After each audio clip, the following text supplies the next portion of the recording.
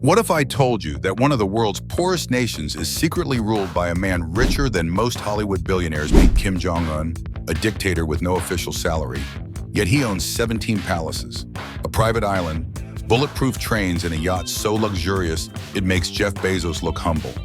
His wife disappears from public view for years. His children, hidden like state secrets.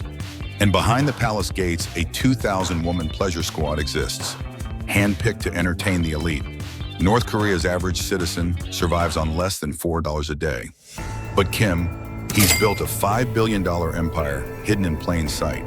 Not in Swiss banks, not in crypto, but in the very infrastructure of a state that worships him like a god. And here's the twist. This empire isn't just for luxury, it's his ultimate weapon of control. What you're about to see isn't just a story of excess, it's a masterclass in manipulation, surveillance, and psychological warfare.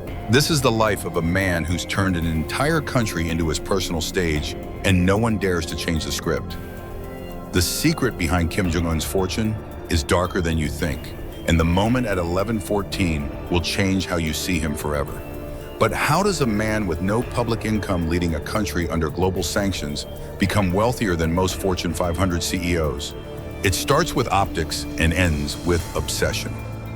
Kim Jong-un was never interested in being just a leader. From day one, he wanted to be a myth. North Korea's per capita GDP, just $1,300. Over 10 million citizens live in chronic food insecurity. But Kim, he travels between palaces in bulletproof Mercedes convoys, eats imported delicacies under crystal chandeliers, and bathes in Perrier, not propaganda.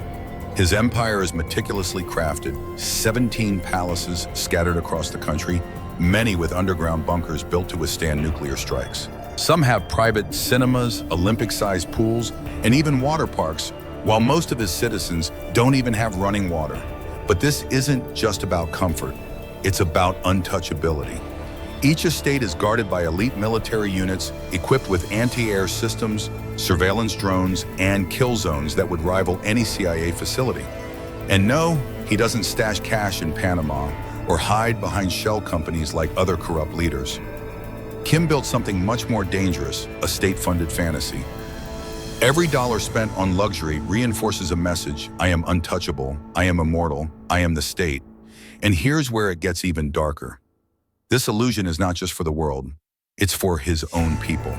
Because when you control the image, you control the obedience. Up next, what really happened to North Korea's First Lady? Why did she vanish for over a year and come back? Different. If Kim Jong-un is the untouchable king, then where is his queen, Ri Sol-ju? North Korea's so-called First Lady should be one of the most visible women in the country. But she's not. She disappears, sometimes for months, sometimes for over a year. And when she reappears, she's not quite the same. She first entered public life in 2012, smiling next to Kim at official events. For a moment, she seemed like the modern face of a brutal regime. Young, stylish, almost relatable. But then she vanished completely for more than 12 months. No appearances, no mentions, no trace. Was she pregnant, hospitalized, or something far more sinister? When she finally returned in 2013, her demeanor had changed, so had her appearance. Whispers of plastic surgery emerged. But insiders had a different theory. She'd been retrained, repackaged for propaganda. Less partner, more prop. Her absences aren't random. Intelligence sources suggest a chilling pattern. Ri disappears during moments of political instability, power struggles, purges, or international pressure. It's as if Kim removes her from the stage when the regime looks weak, only bringing her back when control is reestablished. This isn't a love story. This is image management at its most dystopian. And the saddest part, even in her silence, even in her disappearances, she plays a crucial role to remind the world that Kim Jong-un is a family man, that he's normal. But she's not the only family member who's hidden. Coming up, the children you were never supposed to know about, raised like royalty, protected like nuclear warheads, and yet imprisoned by secrecy. For nearly a decade, the world didn't even know Kim Jong-un had children. Then in November 2022, a mystery unraveled. A girl around 9 years old appeared beside Kim at a missile test. Dressed in a puffy white coat holding her father's hand, she smiled as a weapon of mass destruction launched behind her. This was Kim Ju-ae, the dictator's daughter. Her first public appearance wasn't a school recital. It was a demonstration of nuclear power. But here's the real shock. Intelligence agencies believe Kim has at least 2 more children, possibly sons. Their names, ages, and even birthplaces are classified. No photos, no confirmed sightings, just whispers from defectors and leaks from foreign intelligence. These children don't live like normal heirs. They're raised inside a bubble so secure it borders on psychological warfare. Private tutors imported from abroad, armored convoys for every trip, playgrounds built underground. They've never interacted with common North Koreans, never attended a real school, never even seen what life outside the regime looks like. They're being groomed not just to inherit power, but to believe this is normal. This kind of isolation doesn't create rulers. It creates human time bombs. Young minds growing up in echo chambers of power, paranoia, and privilege. And the regime, it depends on it. Because in Kim's world, control doesn't stop at borders. It infiltrates the family, the bloodline, the very next generation.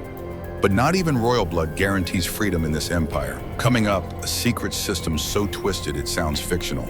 2,000 women recruited to serve one man's vision of loyalty and pleasure. This is where Kim's empire stops being surreal and starts becoming horrifying.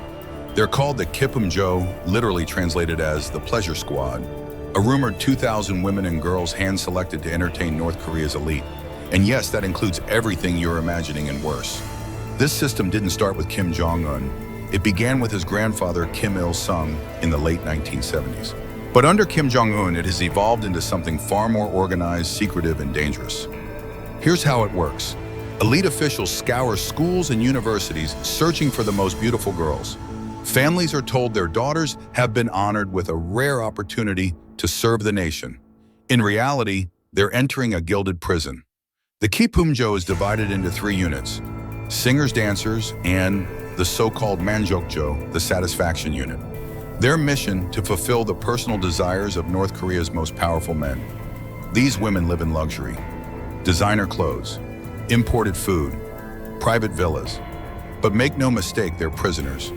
Forbidden from contacting their families, forbidden from relationships, forbidden from leaving.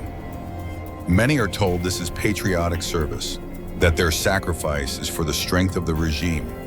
Some believe it, most survive by pretending to.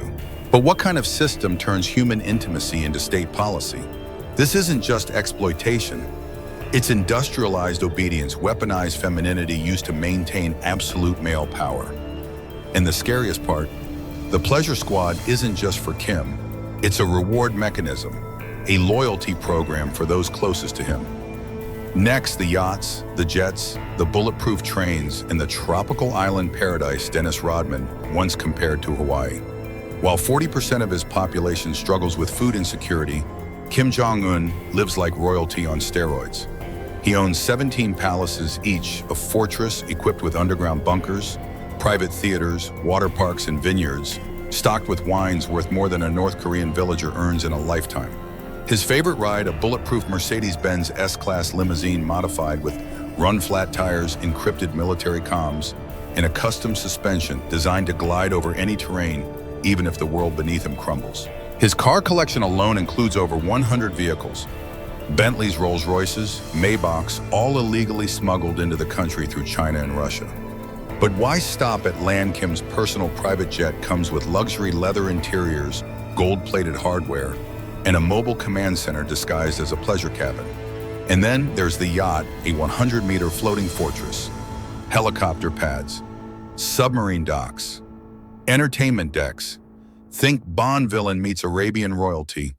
But perhaps the most surreal detail of all, Kim's private island, described by Dennis Rodman as a tropical Ibiza in the middle of nowhere. Palm trees, jet skis, champagne girls, everything except the freedom to leave.